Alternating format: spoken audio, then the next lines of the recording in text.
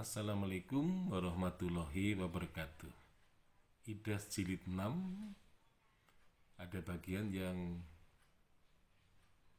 sangat penting ya untuk dibahas gitu ya, karena pada halaman 94 sampai 95, terutama pada bab 3 yang ditulis oleh Susanto Zuhdi dan Muhammad Iskandar, di situ dinyatakan bahwa Muhammad Yamin telah berpidato sebelum Soekarno dengan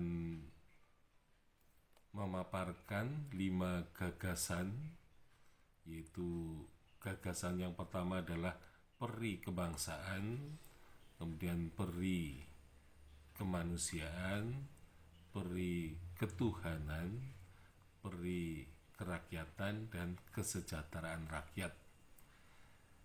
Nah, jadi pemaparan ini sebenarnya merupakan satu hal yang pernah menjadi polemik pada tahun 1981 ketika Nugroho Notosusanto menerbitkan buku tipis yang berjudul Proses Perumusan Pancasila Dasar Negara. Nah, pada tahun 81 terjadi polemik yang sangat keras ya, dengan berkomentarnya para pelaku sejarah, termasuk pada waktu itu Muhammad Hatta, mantan wakil presiden, masih hidup. Nah, di situ Muhammad Hatta mengatakan bahwa buku Muhammad Yamin yang tebal, yang sudah mendapatkan kata pengantar dari Presiden Soekarno, yaitu naskah persiapan Undang-Undang Dasar 1945, yang kemudian oleh Nugroho Notosusanto dipakai sebagai legitimasi bahwa ternyata sebelum tanggal 1 Juni 1945 telah berpidato 2 orang tokoh yang pidatonya ini berisi mengenai dasar Pancasila. Jadi buku Yamin itu akan mengurut ya, siapa saja yang berpidato pada waktu itu. Jadi yang pertama Profesor Supomo, kemudian dilanjutkan dengan Muhammad Yamin, baru pada tanggal 1 Juni Soekarno berpidato mengenai dasar negara yang diberi nama Pancasila sesuai dengan anjuran seorang ahli bahasa. Nah, tentu saja ahli bahasa yang dimaksudkan adalah Muhammad Yamin.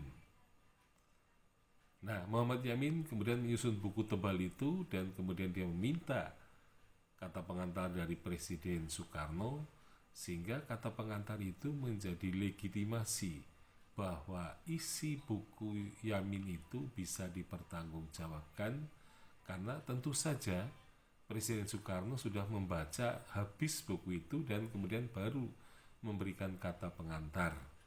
Tetapi agaknya Presiden Soekarno belum membaca secara keseluruhan buku itu ya, karena saya kira tidak sempat seorang presiden membaca buku tebal dan kemudian memberi kata pengantar. Nah, dari bukunya Nugroho Notosusanto berdasarkan buku Yamin itu, kemudian Nugroho juga membaca surat wasiat Muhammad Yamin yang kepada Guntur Soekarno Putra, yang mengatakan bahwa salah seorang atau salah satu yang berpidato mengenai Pancasila adalah Soekarno. Karena di situ ada kata salah satu, maka Nugroho mengatakan bahwa kalau ada salah satu, pasti ada salah yang lain. Nah, maksudnya dengan ada yang salah lain berarti ada Profesor Supomo dan Muhammad Yamin yang berpidato mengenai Pancasila. Nah, sebenarnya Rajiman Widyodiningrat pun sebenarnya mengatakan bahwa yang berpidato mengenai dasar negara Pancasila hanyalah Bung Karno. Nah, sehingga dari situlah kemudian Nugroho mengatakan bahwa Soekarno bukan orang pertama, Soekarno bukan satu-satunya yang berpidato mengenai Pancasila. Jadi kesimpulan Nugroho ini kemudian mendapatkan protes dan juga kritik pedas pada tahun 1981,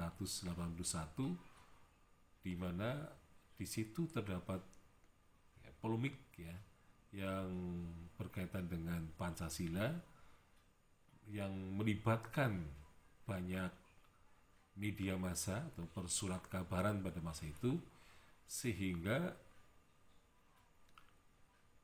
Yayasan Idayu kemudian mengumpulkan tulisan-tulisan dan berita-berita di dalam surat kabar itu menjadi satu. Jadi dibukukan ya peristiwa itu. Nah, sehingga tampaknya patut disesalkan bahwa sejarah yang ditulis oleh Muhammad Yamin menurut kesaksian Muhammad Hatta pada waktu itu adalah merupakan karya sulap. Jadi Muhammad Hatta mengatakan bahwa buku Yamin, yaitu naskah persiapan Undang Dasar 45, itu adalah buku sulapan sejarah. Yang jelas memang Yamin tidak pernah berpidato pada sebelum Soekarno. Juga Supomo tidak pernah berpidato mengenai. Jadi pada intinya kedua orang itu tidak pernah berpidato mengenai dasar negara Pancasila, dan Soekarno hanyalah satu-satunya. Tetapi memang Muhammad Hatta melakukan kesalahan ketika dia mengatakan salah satu yang berpidato adalah Soekarno. Nah, inilah yang kemudian menjadi titik lemah, sehingga kemudian Nugroho Susanto menyatakan bahwa Soekarno bukan orang pertama dan juga bukan orang satu-satunya. Nah, jadi pada intinya yang patut disesalkan adalah kedua penulis bab 3 ini rupanya tidak mengikuti polemik yang terjadi pada tahun 1981. Jadi polemik yang sangat menarik ya, karena Nugroho Susanto ini termasuk menulis di dalam surat kabar Kompas misalnya, jadi menulis tentang teori Ajinomoto ya. Jadi teori Ajinomoto dibahas dengan mendalam pada waktu itu, sehingga dia melihat kasus di televisi bahwa sejarah itu tergantung kepada penguasa katanya. Jadi tentu saja penguasanya adalah misalnya seperti pengusaha gitu kan. Jadi pelawak S. Bagio selalu mengatakan bahwa Ajinomoto itu adalah penyedap rasa yang paling bagus gitu ya. Jadi ada unsur sponsor gitu ya. Jadi rupa-rupanya teori Ajinomoto ini dipaparkan oleh Nugroho Susanto ketika dia mencoba menjawab debatan kritikan dari para tokoh sejarah yang masih hidup, sehingga sebetulnya kalau dibaca ya katakanlah guntingan surat kabar pada waktu itu sungguh sangat menarik perhatian, dan barangkali berita-berita surat kabar itu menjadi semacam sumber sejarah yang benar-benar bisa dibaca kembali atau dipelajari kembali, sehingga kesalahan seperti ini masih juga dulu tahun 70-an ketika buku-buku PMP misalnya Pendidikan Moral Pancasila itu juga selalu menyebut bahwa yang berpidato mengenai Pancasila pasti diurut Supomo, Muhammad Yamin, baru Soekarno. Jadi buku-buku SMP sejarah dan PMP itu selalu menyatakan seperti itu. Dan ternyata sejarawan sekarang terbawa arus karena tidak kritis terhadap apa yang terjadi sebenarnya pada tahun 1981 itu. Sehingga buku-buku sejarah yang memberitakan atau menarasikan bahwa yang berpidato Pancasila yang pertama adalah Supomo, Muhammad Yamin, itu harus dihapus dari historiografi Indonesia dan harus diluruskan kembali. Sekian, Assalamualaikum warahmatullahi wabarakatuh.